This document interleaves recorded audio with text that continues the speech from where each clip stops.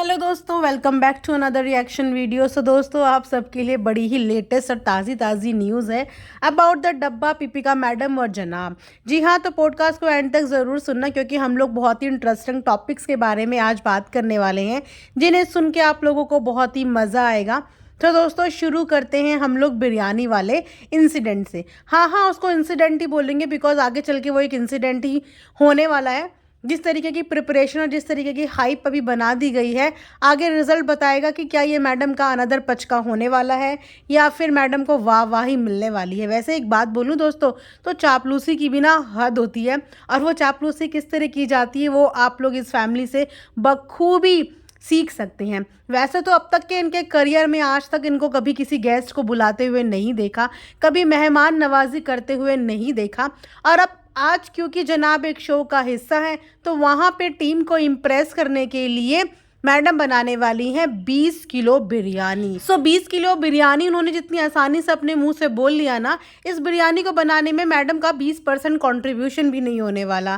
पहली बात तो इतने छोटे किचन में 20 किलो बिरयानी बनाना थोड़ा सा इम्पॉसिबल है, अनटिल अनलेस कि आप 2 या 3 बार अलग अलग तरीके से उन्हें पका के ना बनाओ। और ये स्ट्रगल किसी और के लिए नहीं, ये स्ट्रगल बेचारे भरम दादा और उनकी मेड के लिए होने वाला है। बिकॉज मैडम तो आएंगी लास्ट में करची घुमाने के लिए, सो दैट कि दुनिया को यही लगे कि वाओ, मैडम ने तो 20 केजीज बिरयानी पकाई है। और वैसे भी मैडम कहीं ना कहीं कॉपी करने में माहिर है। मैंने पहले भी मैडम की इस वाइट ब्लैक लेसेस वाली ड्रेस का आप लोगों को बताया था कि ये कहाँ से कॉपीड है। अब आपको ये बिरयानी का भी मैं बता देती हूँ कि यहाँ ये कहाँ से कॉपी है। तो फराह खान भी शो में अपने घर से बिरयानी बना के लेके आई थी।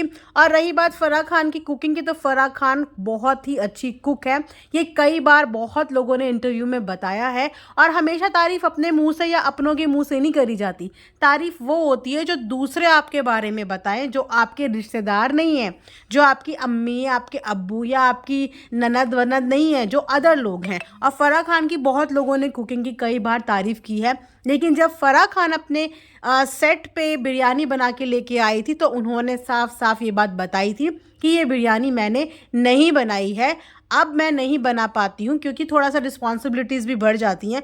तो उन्होंने बताया कि मेरे कुक ने ये बिरयानी बनाई है, और वो अपने कुक की बहुत बार तारीफ़ भी कर चुकी हैं। वो क्या, इंडस्ट्री के बहुत लोग जो उनके घर पे खाने में जाते हैं या डिनर पे जाते हैं, वो सब लोग भी उनके कुक की बहुत तारीफ़ करते हैं क्योंकि उनके पास एक बहुत ही अल्टीमेट कुक है जो बहुत ही अच्छी कुकिंग करते हैं। तो बस फराह मैम की देखा देखी इस बार फिर से पिपिका मैडम के अंदर भी भूत सवार हुआ कि जब फराह खान तो वाई नॉट पिपिका।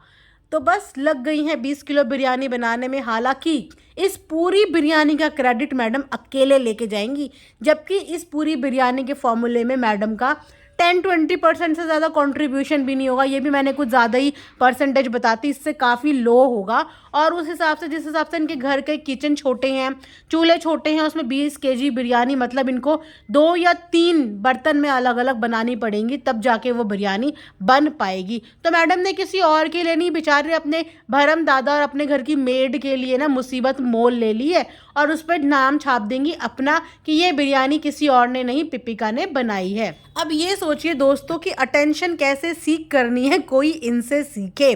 ना किसी की में जाएंगे ना अपनी में बुलाएंगे, ये इनका डायलॉग होना चाहिए, जो कि है नहीं, बट इन पे यही डायलॉग सूट करता है। लेकिन अब क्योंकि हमारा काम है तो हम बाय हुक बाय क्रुक वो सब कुछ करेंगे जिससे सामने वाले को हम लोग इम्प्रेस कर सकें, लेकिन अपने दिमाग से कुछ नहीं करेंगे, दूसरों की नकल मार के हम लोग चीज़ें करेंगे और सच भी नहीं बताएंगे।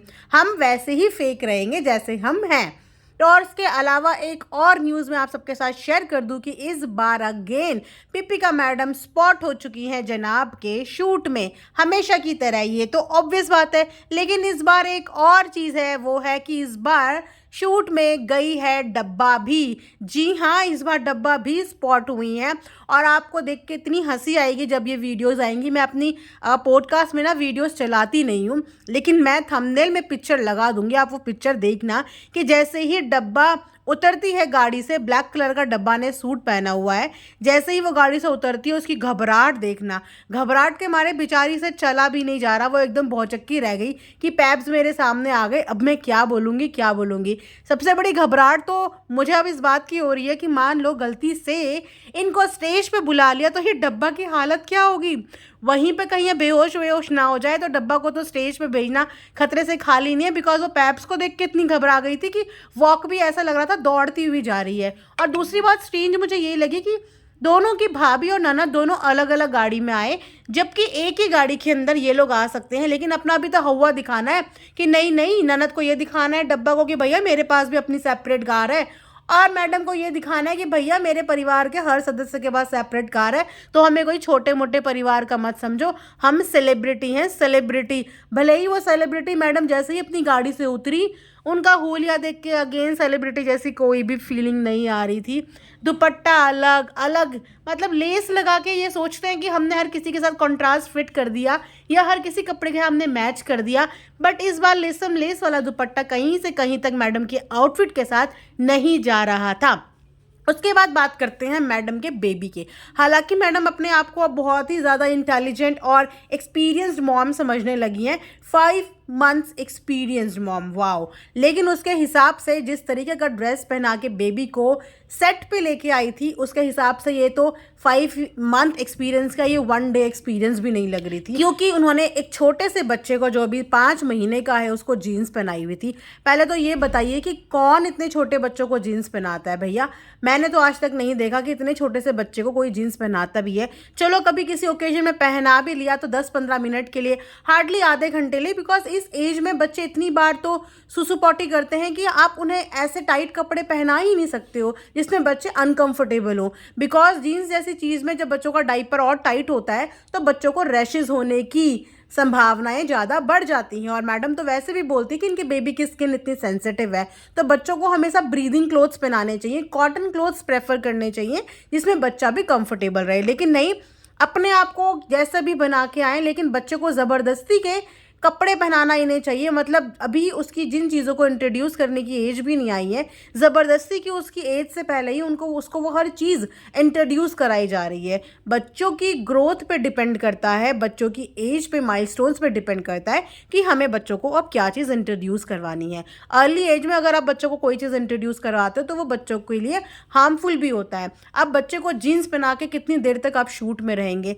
मतलब पैर ढकने चाहिए तो पैर बच्चे के ऐसे ही हैं, सर ढकना चाहिए तो सर बच्चे का ऐसे ही है। जबकि शूट जैसी जगह कितनी ज़्यादा अनहाइजीनिक होती है, वहाँ पे कितने तरीके के लोग होते हैं, कितने तरीके के वायरसेस, वायरल बहुत सारे स्प्रेड होते हैं। खाली पैर और खाली सर के साथ उनको लेके आ रही हो, तो ये देख के बहुत ऑकवर्ड लगा। इनफैक्ट पैप्स ने भी बोल दिया कि रहन दो, मतलब फोटो लेने से भी उन्होंने एक आधी इनकी फोटो क्लिक की, उसके बाद उन्होंने ही बोल दिया कि रहन दो, इनको जाने दो।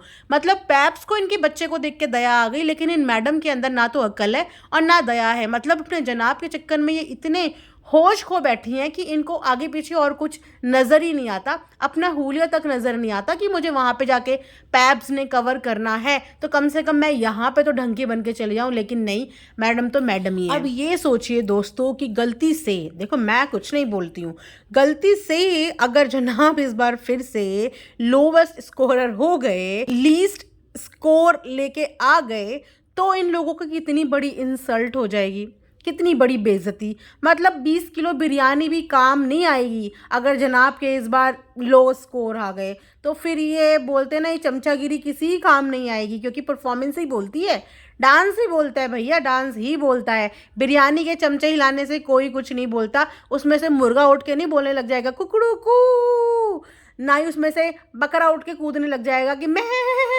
दे दो, मैं दे दो। सो दोस्तों, ये था मेरा आज का एक रिएक्शन और आप लोगों के लिए एक छोटी सी अपडेट। आई होप कि आप लोगों ने एंजॉय किया होगा। And like, share and subscribe करना बिल्कुल मत भूलिए, और अपने मज़ेदार कमेंट्स तो बिल्कुल करिए, बिकॉज अबाउट द पीपिकाज फैमिली मुझे कमेंट्स में बड़ा मज़ा आता है सुनने में, तो कमेंट्स आप बिल्कुल किया कीजिए।